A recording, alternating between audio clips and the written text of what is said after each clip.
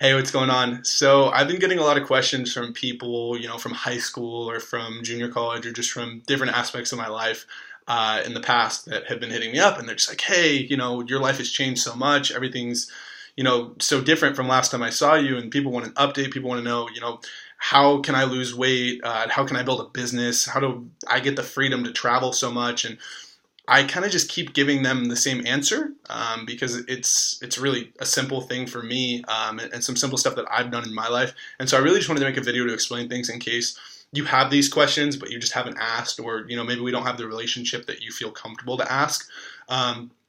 So for me, I would say a lot of it is just simply mindset. Like people don't realize how much mindset and the standards that we hold ourselves to every single day like impact our overall lives. It's crazy.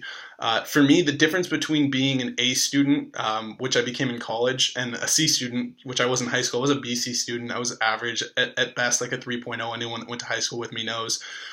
And the big difference for me was like, I just held myself to that standard. I would go to school every day in high school and be like, like I'm an A, B student. Like sometimes if class is hard, I get a C in it. And so if I would get a paper back and I got like a B on it, I'd be like, oh, okay, that's about right. If I get an exam back and it's like, oh, it's an 81, well, it's like, okay, like that's what I do.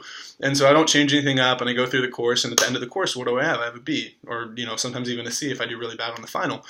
But then I got to college and I was like, no, like I'm an A student. Like that's the standard I'm going to hold myself to.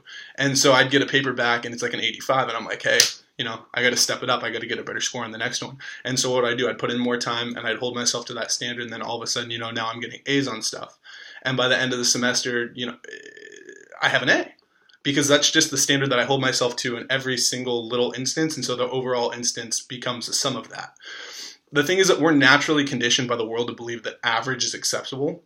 I mean, I carried that mindset into other aspects of my life too. My health. I was overweight my entire life. Anyone that grew up with me knows I was a fat kid. And it is what it is, because looking back, I can't go back into the past and change it. I've changed it now because I hold myself to a different standard. I'd lose like 5 pounds because I always said, oh, I want abs. Like, that's what I want. People would always laugh at me. I had people laugh at me my entire life when I told them I'm going to get abs. When I finished junior college, I was at 275, and I was like, I'm going to go get abs. And people are like, okay. Like, have fun with that. Even some of my friends that I'm close with, I was like, we're going to make it trend on Twitter. It's going to be hashtag abs for Cordell.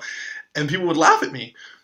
And the thing is that I had never given them any reason to not laugh at me, because I would say it all the time, and then I'd go lose like 5 pounds. I'd go lose, 10 pounds, 15 pounds, whatever. And then I'd just plateau and I'd stop, because I would tell myself, I just want to lose weight, but I wouldn't set real goals for myself. I wouldn't push myself. I wouldn't surround myself with people that were going to hold me to that standard. And so finally I was just like, okay, like I'm going to do this. I'm going to go for it hard. And it was just consistency. Consistency was the key. Having a final goal in mind that I really wanted to obtain was the key. And so the thing is, guys, it's not too late to start to go for the things that you want. It's never too late. So I'm going to leave you guys with a quote that's pushed me in the past, and it pushes me even today. And the quote is, the best time to plant a tree was 20 years ago, but the second best time is today. Don't dwell on the past, guys. Start to build for the future. Peace.